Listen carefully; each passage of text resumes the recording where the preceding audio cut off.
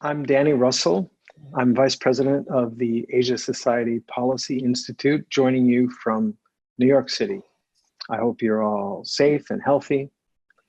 We're here today to try to get a better understanding of a controversial development that appears likely to have a major impact on the region, and that is the imposition of a strict new national security law on Hong Kong. Now, this was going to be a very timely program no matter what, but as it happened, Donald Trump obliged us just an hour or two ago by very publicly at the White House signing both new legislation, the Hong Kong Autonomy Act, and also an executive order on Hong Kong. And between them, they authorize sanctions against those found to be responsible for undermining Hong Kong's autonomy and declare an end to special treatment for Hong Kong. So talk about timing. Anyway, today I am joined by three truly impressive and distinguished speakers from Hong Kong. And I thank all three of them for getting an early start this morning. We have with us today Christine Loh, who is now at the Hong Kong University of Science and Technology, who served as a member of LegCo and as Undersecretary for the Environment. And that's only a small fraction of her terrific career and her great accomplishments. My next guest is the very distinguished Andrew Chen, who has an equally long and glorious resume. I'll just mention his previous service as chairman of the Hong Kong Securities Commission and his current role as chief advisor to the China Banking Regulatory Commission. But there's much, much, much more to his curriculum vitae. And we're also very lucky to have with us Natasha Khan, the rising star of the Wall Street Journal Hong Kong Bureau.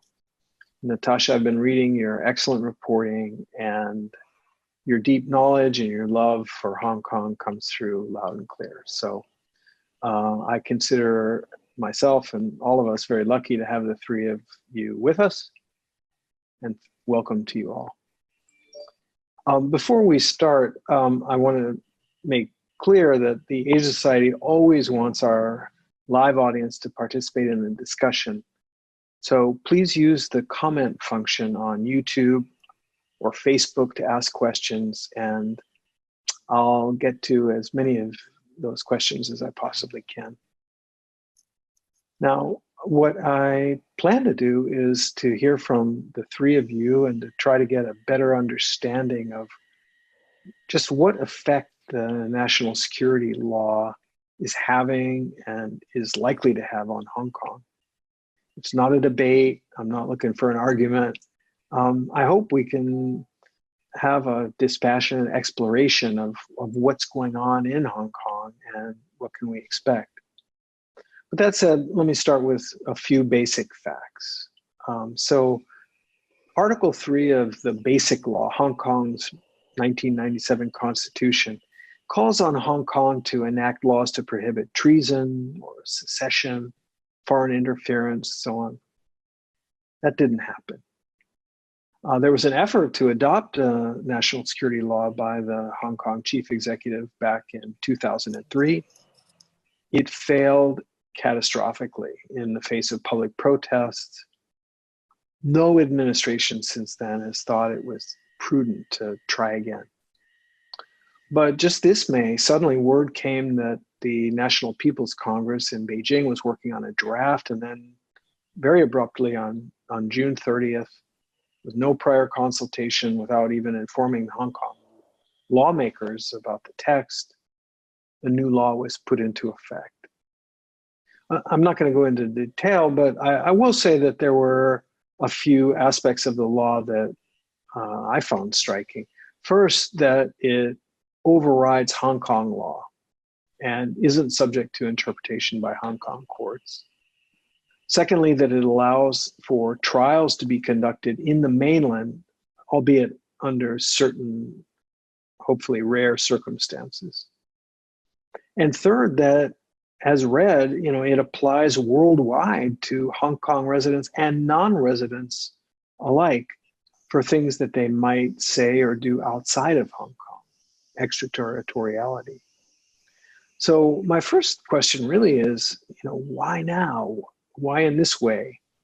Why these provisions? And I wonder, Christine, would you be willing to start sort of with an overview? How do you interpret Beijing's actions in the Hong Kong context? Absolutely. Thank you very much. The first thing I want to say is this law has a long history. In fact, prior to 1997, and at that time I was a member of LegCo, the British and the Chinese tried to negotiate a possible law that could have been passed even before 1997 that would fulfill that part called Article 23 of the Basic Law, Danny, which you just described. So that under the Basic Law, Hong Kong's mini constitution, there is a constitutional duty for Hong Kong to pass such a law. Now, in 1996, we were given a draft piece of legislation by the colonial government and asked if we would be willing to pass it.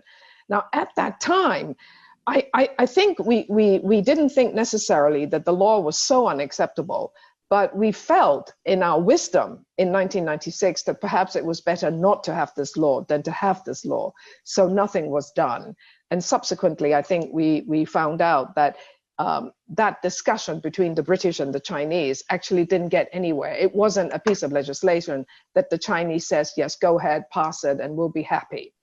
Then in 2003, I was no longer in the legislature, but I certainly worked with civil society to try to object to the piece of legislation that the government put on the table. And I have to admit today that I wish we passed that law. Now, just to go back again to a bit of history, why does China want Hong Kong to pass a piece of legislation? Actually, is to address a fear that Beijing has about a much more open part of the country, that is Hong Kong.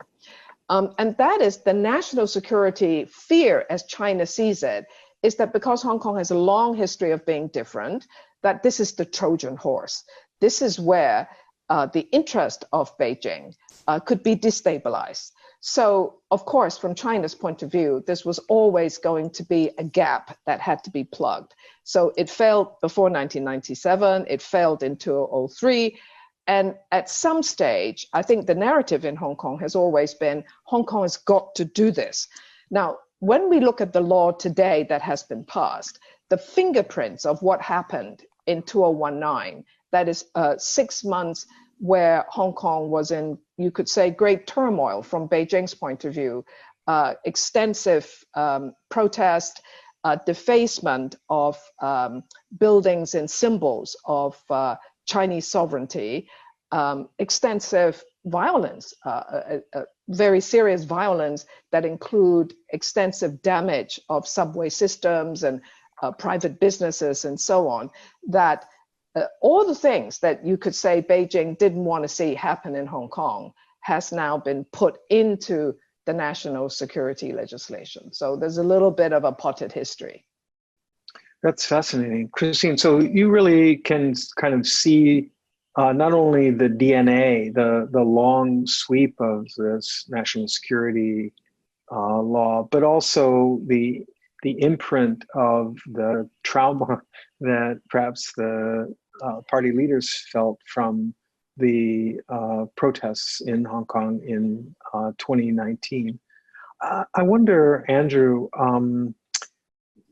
were there elements of the national security law that you also felt were predictable, either in terms of the rollout or the substance, things that people should have seen coming that were inevitable? Or are there other elements that perhaps you found a little bit surprising or may have exceeded what could have been otherwise expected? Well, I'm not a national security expert. My background is finance. Right. And I came to Hong Kong in '93 to become the Deputy Chief Executive of the Hong Kong Monetary Authority. And then '98, at the height of the Asian financial crisis, I moved over to become the Securities and Futures Commission's chairman. To be fair, and maybe it's my fault, national security was never on my radar screen. And the reason, it's something that you take for granted.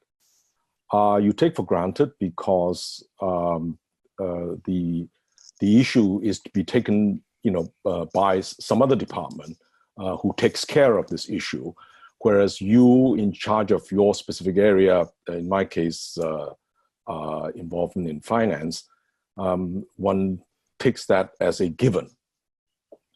Now, if in hindsight, what had happened was that the context has changed dramatically. Now, Christine has put it very right that in hindsight, if there was any gap in the legislation as of 1997, it was the assumption, which later proved out to be wrong, that Hong Kong could enact its own part of Article 23. The issue about national security is a given for any financial center. And I need to explain this. Can you imagine there is no national security law applying to the City of London? Can you imagine there is no national security law applying to Manhattan, or Tokyo, or Singapore? It's unimaginable. The issue became very clear in 9/11. In 9/11 came the first act of, right in the face terrorism, with what is called asymmetric payoffs. What later was discovered to cost $100,000, resulted in $7 trillion worth of American spending on the war on terrorism, with still huge political consequences in the Middle East and elsewhere. What goes to show, and I think this became very live last year, when peaceful protests moved into violence. And that violence was something that I never dreamt imaginable in Hong Kong, because all my time in Hong Kong, and to be fair, in most of Asia, I have never felt for my personal safety. But last year in Hong Kong, I experienced something that, because I voiced my own opinion, I came to realize that I could be trolled, and people could do something to me, like what happened to the old man who was set on fire because he voiced a very different opinion. And to me, that's a no-no. That means, from my own personal point of view, protest yes, violence no. And to that extent, it became imperative that the national security law comes in. The details, I think, would depend upon its enforcement. And this is where a lot of people are second guessing. The law, as I understand it, is that it will be implemented through Hong Kong's own government, and then subject to referral to Beijing, who being the sovereign has the same power. This is identical to the situation pre-1997, because when I was here, at the end of every day, British colonial servants send a telegram back to London for affirmation on confirmation that what they did was right. And if London felt that anything was wrong, such as what happened with the dollar link, the currency, they send some experts from London to Hong Kong and fix it. Okay, so to me, as a kind of a layman in the national security issue, what is happening in Hong Kong is true for any financial center, because no country can afford its financial center being bombed, disrupted, or hacked. And that's a fact of life.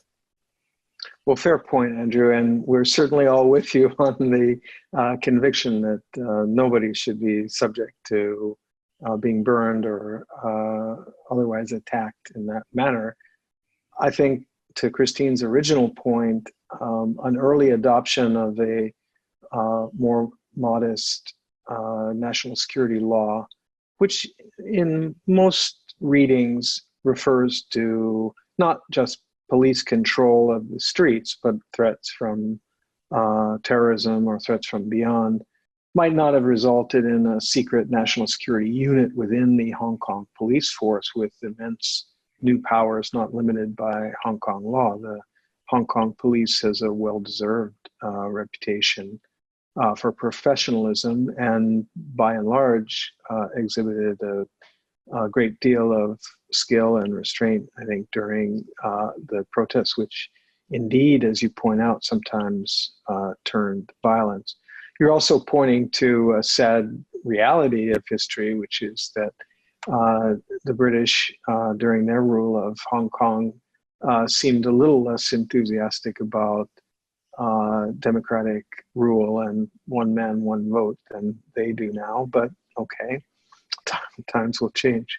But you're bringing us to, I think, the real crux of the issue, which is how Hong Kong and how people in Hong Kong seem to be reacting. And Natasha, I've been following your reporting. I know you talked to a wide range of people.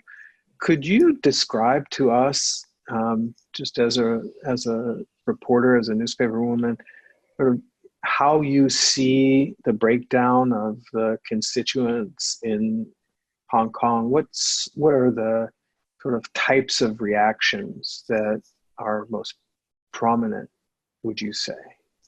Sure, Danny. Thanks so much for the question. I think a few things, as Andrew had also pointed out, through a year of protests, the society here has been quite deeply divided. So, a lot of people identify themselves as either yellow, which is very pro-protest, or blue, which is more pro-police or pro-China. And we've seen, for example, over the past year, families or friends sort of being very divided for these affiliations. So I think it's important to establish that also because I think because of the disagreement on how to best protest, like I think for a lot of the blue people, they're obviously, very upset and to see the way in which people have been fighting on the streets last year. I think there might be perhaps a bit more acceptance of the national security law within those community because they feel that, it's very important to have a stability and safety. And so there's that argument from that group. I think among the sort of opposition or people who've protested last year, there's still quite a lot of fear, I think, at this time from the law. I think we're about a bit more than 2 weeks after the law has been imposed. I mean, as I think, I don't know if we mentioned this yet, I mean, pretty much nobody in Hong Kong had seen the law until it came into effect, which was at 11 p.m. on June 30th. So it was published and then it was, all right, well, after you read this applies now. So that sort of adds an element to sort of how this had all been implemented as well. But among a lot of people, even if they weren't sort of the frontline supporters of the protest or sort of participants of the protest, I've spoken to some people who, there's some self-censorship going on. I think among some people, they I think people are still trying to figure out where the line is at this time. It's quite unclear. I mean, in the law, it does say, obviously things like independence is a red line, which is something that Xi Jinping has talked about in the last few years quite clearly. And I think perhaps, as Christine said, because this law really targets a lot of things that happened in the last year, that to me is an important element of, something that is a definite red line. And we've seen in the enforcement of this on July 1st, when they made a few arrests, it was related to people who the police, alleged or saw was sort of advocating independence, let's say somebody who was holding independence flyers, things like that. I think for the more wider general community, people are still digesting what is going to happen. I think, as a few people have pointed out just now, we're not really sure exactly how it's going to be applied. You know, the police have made some arrests. The government has come out and said this could violate the law, but the law has still not been through the courts yet. So that's another important thing that we'll be watching out for, is how the courts are going to be interpreting some of these issues.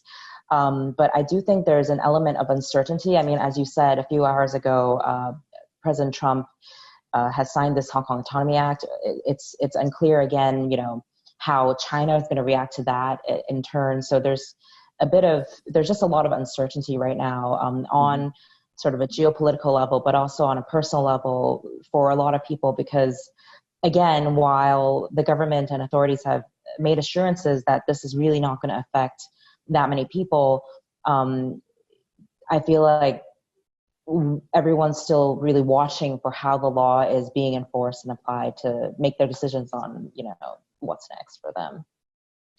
Yeah, interesting.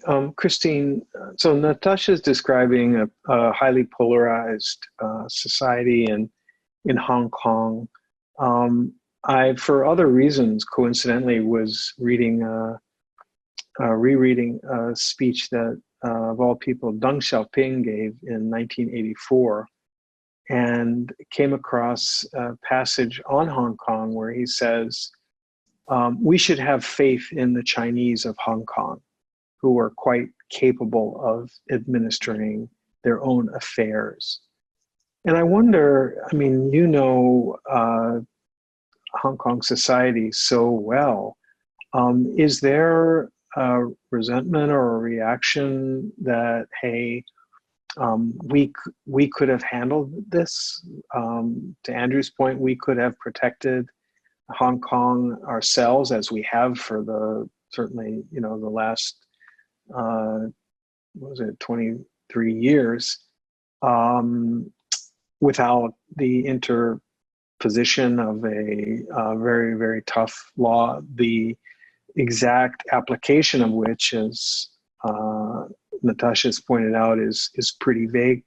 How would you sort of characterize the mainstream reactions within Hong Kong society? I think there are certain things that maybe in the past we have in Hong Kong not fully addressed. So the first thing, as I said, was just passing a law that covers the requirement under the basic law on national security. I think the other thing is we haven't thought too deeply about what national security is about. Now, if we wind back to pre-1997, it wasn't because Hong Kong didn't have national security. It's just that the security interest before 1997 was that of the British. And the British interest at that time related to China. And there was an implicit understanding that as long as the British were here, that Beijing wasn't going to bring over Chinese politics into Hong Kong, and that Taiwan, the KMT, was also going to be kept out. So we didn't have the Chinese Communist Party and the KMT using Hong Kong as like a war zone. Now, after 1997, with a new sovereign, obviously the notion of national security has changed. Now, also China has changed. And going back to Deng Xiaoping's speech in 1984, I mean, there was a time where China was very open-minded. Hong Kong is going to be different. And it was a huge concession to Hong Kong to say that on an issue of national security, as seen from Beijing, that Hong Kong could pass its own laws to deal with this.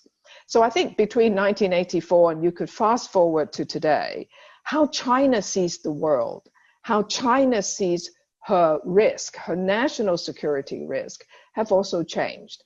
And one of the things that Andrew mentioned that I think is a major issue for Hong Kong, for China, and for the world is the US-China conflict. So I think if you look at how the Chinese articulates its national security today, it's also the shifting geopolitical issue. And for us in Hong Kong, living in Hong Kong, the fact that we see Beijing and Washington, D.C. having this widening conflict, we've become a bit of the battle zone. We have two giants trading punches with each other, and we're the collateral damage. So I think when we look at national security, there's the law, and we're asking ourselves, how is it going to be applied in Hong Kong? But at the same time, I think there's also an appreciation that this is a bigger issue than just how we individually have to behave going forward. It isn't all in our control. Wow, that's a really interesting observation. Let me follow up on that to ask, how do the constituencies in Hong Kong, generally speaking, tend to view the Western response? I mean, Boris Johnson announced that the 3 or so million, I forget the technical term, but virtual British passport holders from Hong Kong may be allowed in. Numerous countries, and I think the US is about to follow suit, have suspended or terminated extradition treaties. We talked briefly at the outset about the Hong Kong Autonomy Act and the executive order. There's been a lot that preceded that in terms of US legislation to, pound the table and insist on a high degree of autonomy for Hong Kong, on authentic one country, two systems, and to impose, or at least to threaten, sanctions and so on. Is the view among Hong Kongers that this is too much, that it's too little too late, that it's bluster, that these actions are going to hurt Hong Kong without changing Beijing's mind? How would you describe sort of the zeitgeist? Well, two elephants fighting, a lot of people are going to get crushed. And we are one of the centers where they are trading punches. I think for people in Hong Kong, we do have an element, I think, in our DNA, is what I call the flight response. Because Hong Kong is one of those special places. It's at the edge of China. It was a part of the West in the East because it was governed by the British colonial authorities.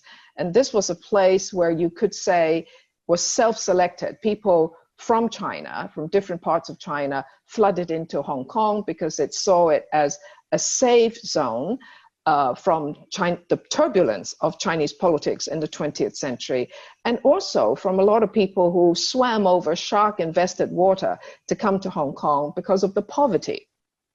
Now, things have obviously changed today, but this notion embedded, I think, in several generations of Hong Kong people is that we might have to run again.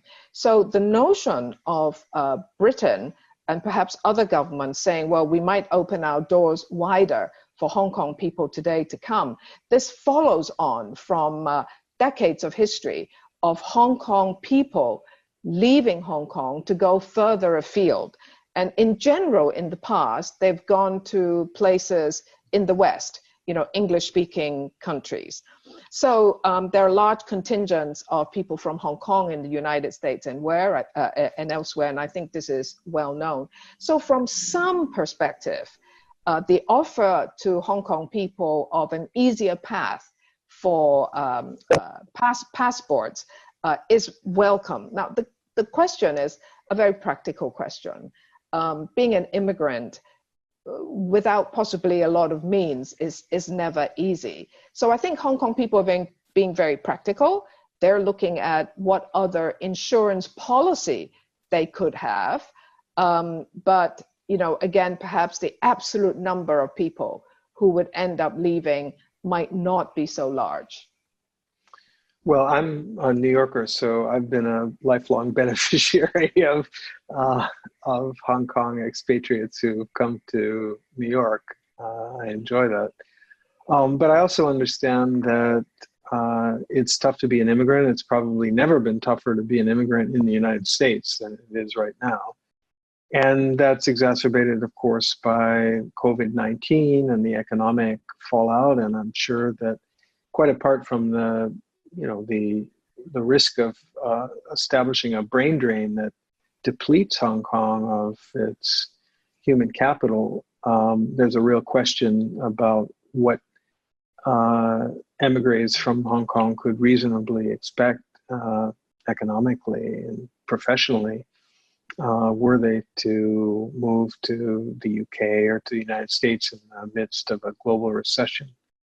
So Andrew, given your formidable business and financial experience, I wonder what's your sense of the reaction in the financial community and in the business world to the national security law? Is this something that people in the markets are just going to take in stride, or as evidence mounts that the United States and other countries may in fact halt the special economic status that Hong Kong has enjoyed, will there be some trepidation and some consequences?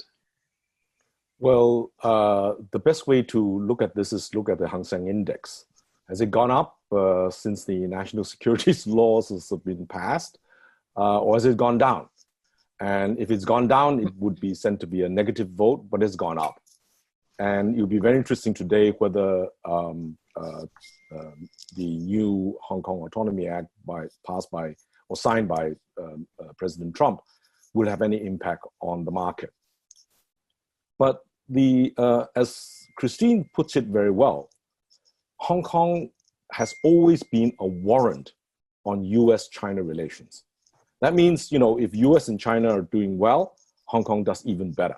It's a kind of a leverage play.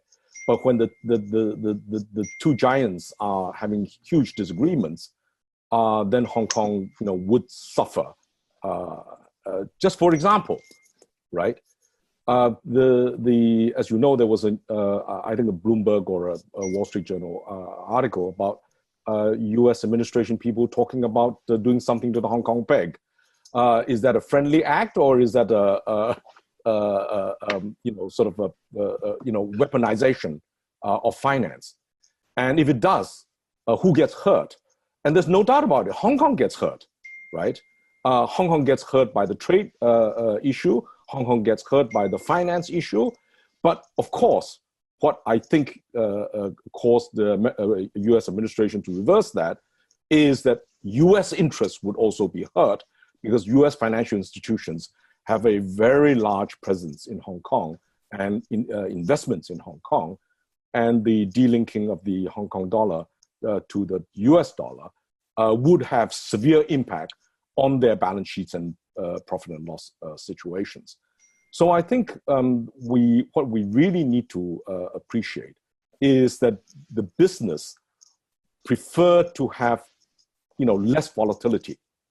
And what has happened since Hong Kong became more and more politicized is, and the world has become more and more stressed by national security concerns, is the shadow price of national security. As I said before, prior to probably 9/11, the shadow price of national security was near zero. The world was at peace. You could do anything you want. You don't worry about national security. After 9/11, suddenly when the Americans started using the US dollar mechanism to trace terrorism, and then later who breaks sanctions, then the cost both to the financial institution and the individuals escalated tremendously. And increasingly, as you know, the United Nations has also warned that the killing of individuals outside your own territory is a breach of international law. Now, all these create the difficulty of the financial and the business community to price national security risk. For example, if the United States says Mr. A or B in the Hong Kong government and the Chinese government is under sanction, and then because they open accounts with Chinese banks and American banks or British banks who open accounts who deal with these Chinese banks should be sanctioned, how are they going to do business? Right? Even with the massive due diligence, it's not that I'm dealing with an individual. If I deal with the relative of an individual, I could also be sanctioned. I did not do my due diligence, right? So the additional costs and the uncertainties are now huge. And if the global payment system, say SWIFT, become completely politicized, is the global payment system going to be completely, decoupled, fragmented?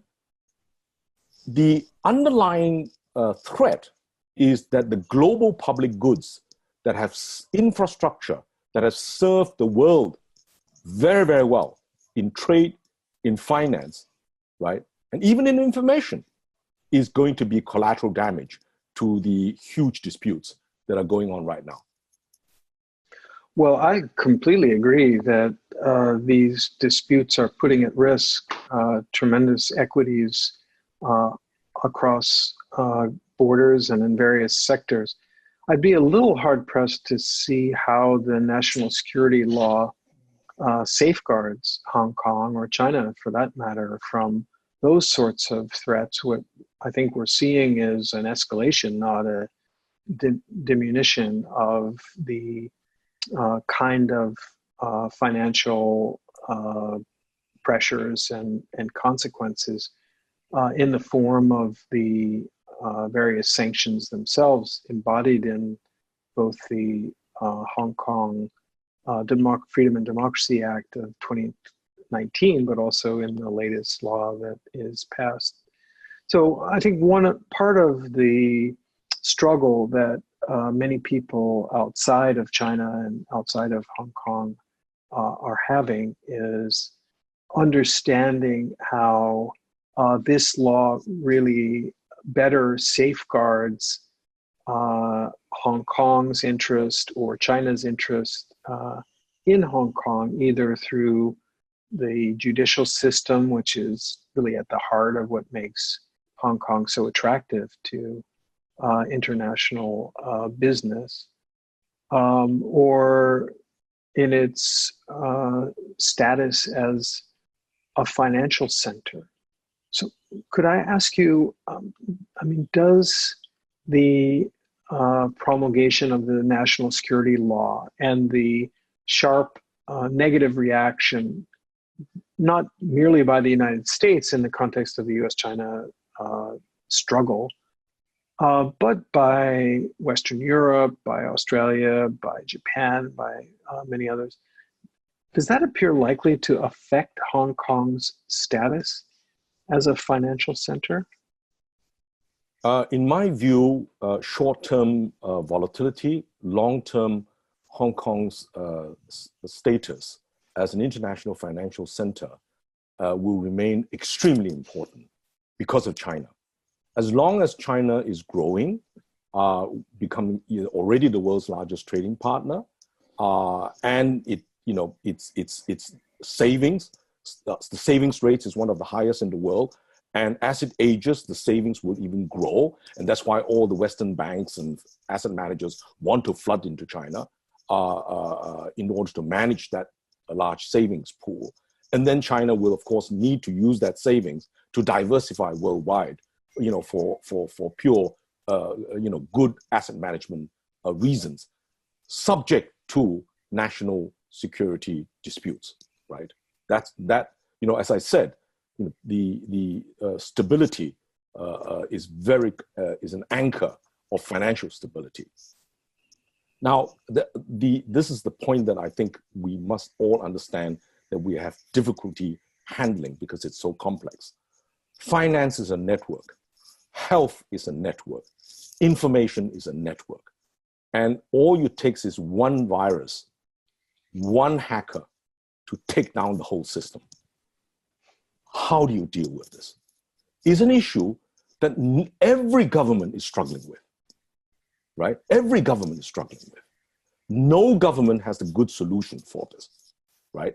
And if if this was a situation when the whole world was cooperating with dealing with the health crisis, with dealing with the climate crisis, rather than arguing with each other, fighting with each other, then we are wasting all our national, all our own time, resources, attention, emotional energy, worrying about each other rather dealing with the issues at hand.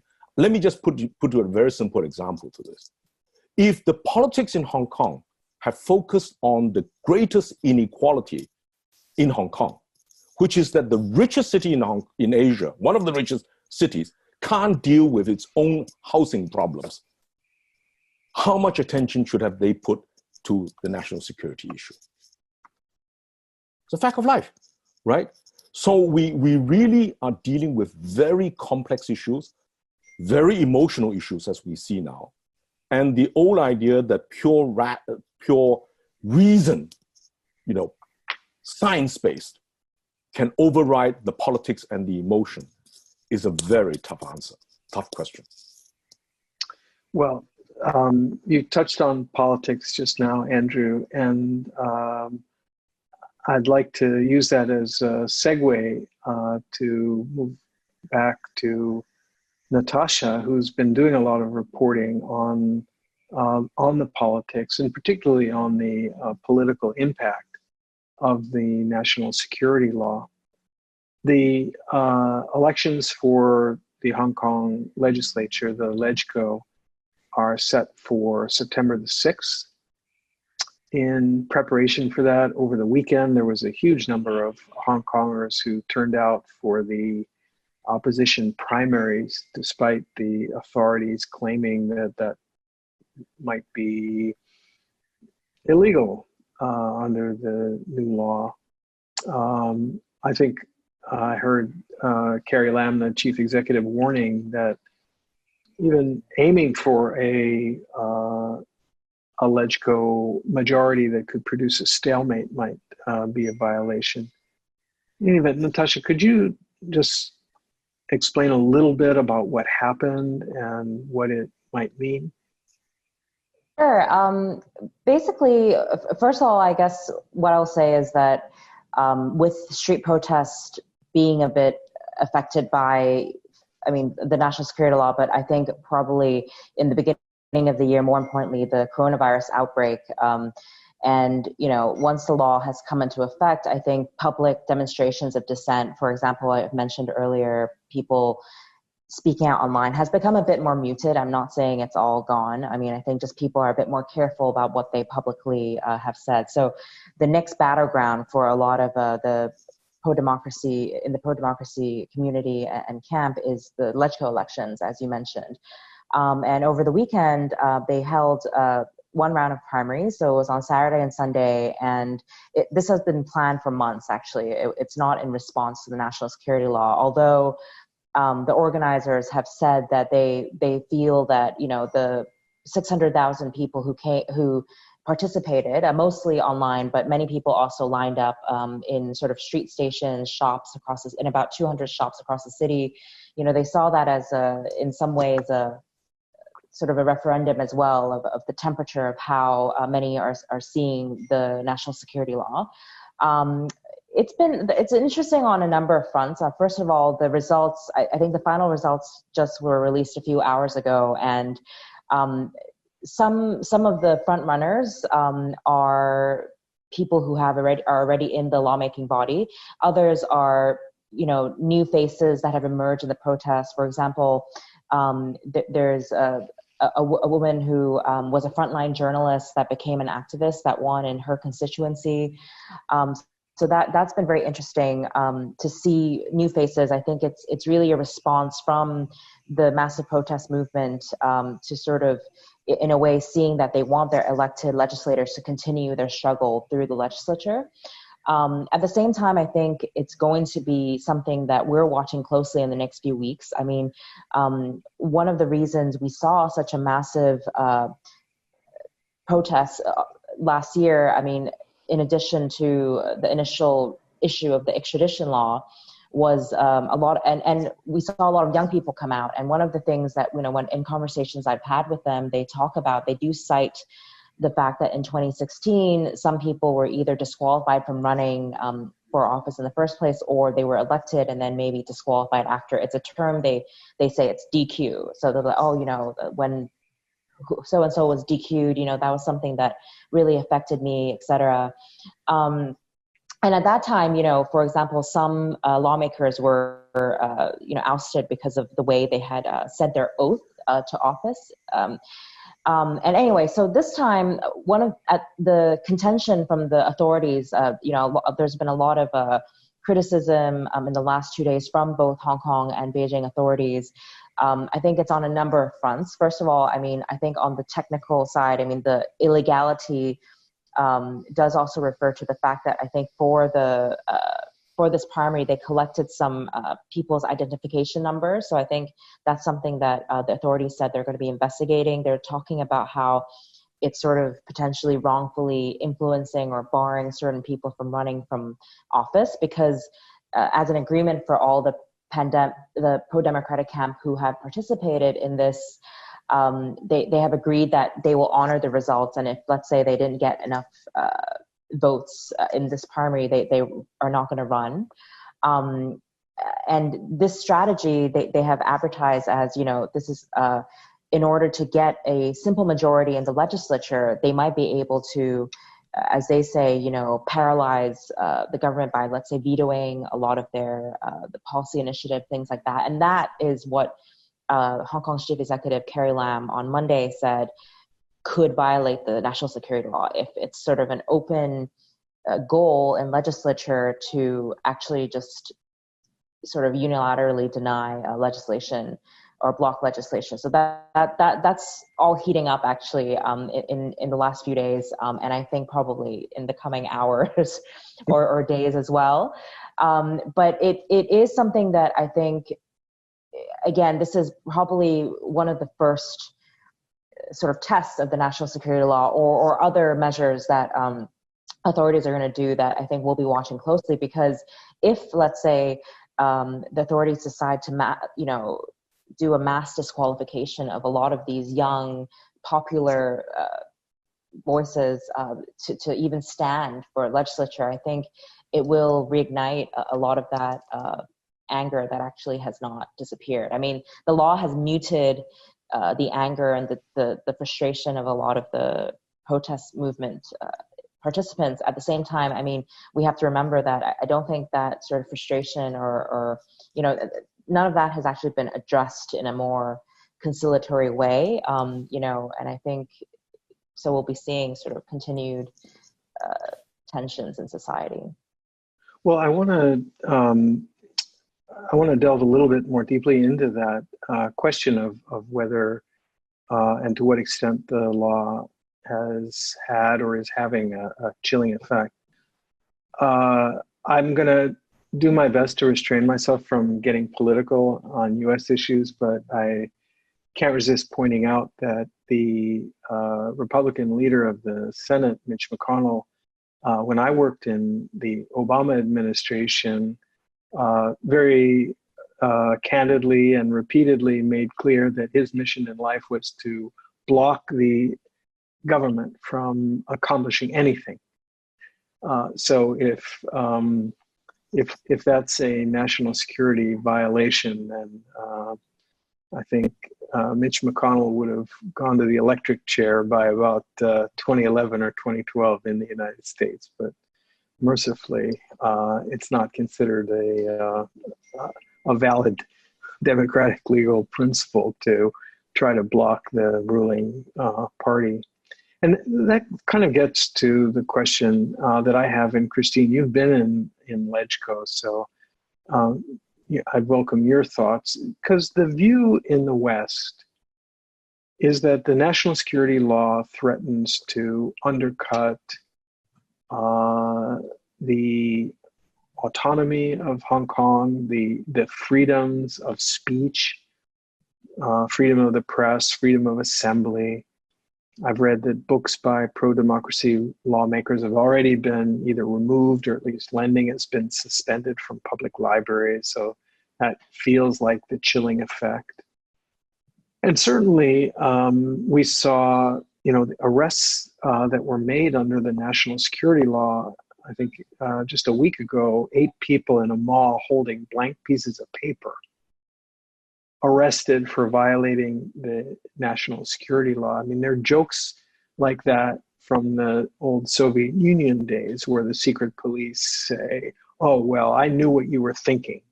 That's why you were arrested. And beyond that, as I mentioned at the outset, so many countries have suspended their extradition agreements with Hong Kong. So, Christine, help us think about what the impact of this law might be on the integrity and the independence of the judicial system, and on the tradition of free speech and free press in Hong Kong. Well, Danny, let me go back to your example of Mitch McConnell. Right now, what you're really saying is, despite the fact that in U.S. politics, that the opposition was going to take such an attitude that nothing would get through by the Obama administration. And you're saying, well, we don't see this as national security. Now, I can completely see that in the West, what you're saying is exactly so. Now, but the national security law is from China's perspective. Now, and I'm not arguing whether I think this is right or wrong. I'm just making the point that national security is how the nation perceives its risk. And for China, one of the things that it doesn't want to tolerate is that a key institution, and in this case in Hong Kong, we're talking about the Legislative Council, that continuous dysfunctionality in a key institution which prevents the passing of laws and expenditure and so on is unacceptable. Now, so I think what might be more useful to have a discussion on is to say, well, perhaps the East and the West sees these things differently. Now, then China has another concern about secession, and that's separatism. Now, in America, you might very well say that, well, it's all right if Hawaii or California wants to split off and people want to talk about that, is all right. But perhaps at the point when somebody actually is advocating splitism, maybe that's not all right. Well, I don't know, because that situation is not about to happen in the United States. But I think for China, it is so clear for them because of the culture and the history that separatism, calling for independence, calling for separatism for a part of China from the national body is unacceptable. And that's why I think it was either Andrew or Natasha said that, well, Xi Jinping and other leaders, Deng Xiaoping before him, has drawn this red line. This is where you can't go. Okay, again, if we use a Western perspective, you might say, well, you can say whatever you want. It's only when perhaps where you are getting your forces together, application of violence, do you contravene the law? So again, I think there is a difference in how it's perceived. The last thing I do want to say, and this requires a tremendous amount of wisdom and toughness. If you're China, you will look at toughness, but in terms of how you operate the law, I think it's about wisdom. And that is the difference between dissent and subversion. We all want to dissent. We want to be able to say to both the central authorities and the Hong Kong government things that we don't agree with. We want to criticize policies. We want to criticize perhaps even individual politicians that makes policy. But where's the line between dissent and subversion? And I think this is where in Hong Kong, we're going to try to find that line. And it won't be easy, but I do call for all sides to be wise, patient, and some kind of restraint. Well, Christine, I am going to have the words wise, patient, and restraint tattooed on my arm because I don't think there's a better way of putting it. Maybe on the other arm, I'm going to tattoo dissent does not equal subversion. I think those are great principles to bear in mind. Now, secession, I'm sorry to say, is in fact a concept that Americans can painfully relate to, because we fought the most costly and bloody war of our history over just that issue of secession related to slavery. It is not illegal to talk about secession. It's not even illegal to advocate for secession. And maybe that's a function of the confidence that the United States has developed in the 170 plus years since the Civil War, and perhaps the insecurity that the Chinese Communist Party feels about the perceived threats that you've described from the United States or from the West. We heard a lot always from Beijing about, the Black Hand in Hong Kong and the malevolent CIA operations, things that I myself do not believe in. It may represent a decline from the high level of confidence that, as you point out, Deng Xiaoping demonstrated in Hong Kong and in the wisdom of the people of Hong Kong. We're running out of time. I will say, though, to all of you that there is a deep well of respect and affection for Hong Kong and for the people of Hong Kong, certainly in the United States and in my experience throughout the world. I think we have to be cautious about point-to-point comparisons between Hong Kong and the United States, not fall into the trap of whataboutism. There's plenty to criticize in the US and elsewhere. But there is, I think, a wonderful tradition of mature democracies to confront their own shortcomings and their failures to safeguard civil rights. There's a reason that there's an SAR after Hong Kong. It's a special region, and maintaining and preserving its special characteristics, including its august tradition of rule of law. Those are really worth working for. I won't say fighting for, lest I contravene the national security law. I think I've tried to stitch in some of the many great questions that we have gotten from our viewers as I've spoken. I didn't get nearly to half of them. I wish I had. I think we've only tapped a fraction of what wisdom the three of you have to offer, and I've got a whole mountain full of questions that I'd love to be able to keep asking, but I can't. So I'd ask the audience to join me in at least a virtual round of applause for my three great guests. I'd also encourage the audience for information about future events and great content about Asia, as well as specifically about Hong Kong, to please check out asiasociety.org/policy, and to like us on Facebook, to follow us on Twitter @Asia Policy, or all three. So again, warm thanks to Christine, to Andrew, and to Natasha for your time, for your wisdom. Thanks to all of our viewers, and stay safe.